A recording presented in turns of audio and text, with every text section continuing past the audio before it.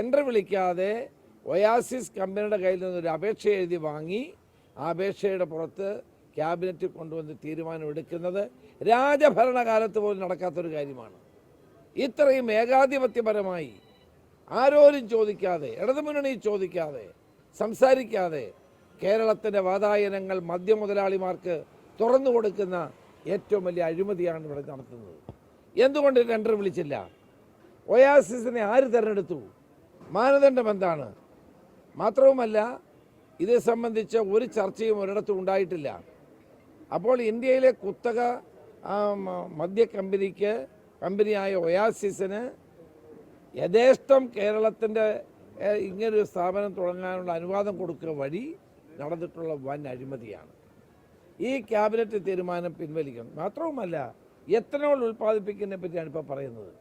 കേരളത്തിലെ എത്രയോ ഡിസ്റ്റിലറികളുണ്ട്, അവിടെ നിന്ന് ഇത് ഉൽപ്പാദിപ്പിക്കുന്നില്ലല്ലോ. മരച്ചീനിയിൽ നിന്ന് സ്പിരിറ്റ് ഉണ്ടാക്കുന്ന ഒരു കമ്പനി തുടങ്ങി, അതിൻ്റെ സ്ഥിതി എന്താണ്? അപ്പോൾ ഇതൊരു വൻ അഴിമതിയാണ്. ഇവിടെ നിങ്ങൾക്ക് എല്ലാവർക്കും അറിയാവുന്നതുപോലെ പാലക്കാട്, കഞ്ചിക്കോട്, പുതുശ്ശേരി പഞ്ചായത്തൊക്കെ മഴനിഴൽ പ്രദേശമാണ്. ഒരു തുള്ളി വെള്ളം കുടിക്കാൻ കിട്ടുന്നില്ല. കഴിഞ്ഞ തവണ അവിടെ ബ്രൂവറി അനുവദിക്കാൻ വന്നപ്പോൾ ഞാനവിടെ പോയതാണ്. അമ്മമാർ കുടങ്ങളുമായിട്ടാണ് സമരം ചെയ്തത്. നൂറുകണക്കിന് ആളുകൾ ഉണ്ടായിരുന്നു. വെള്ളം കിട്ടാതെ ജനങ്ങൾ ബുദ്ധിമുട്ടുന്ന സ്ഥലത്താണ് പ്ലാച്ചിമട സമരം ചെയ്തത്.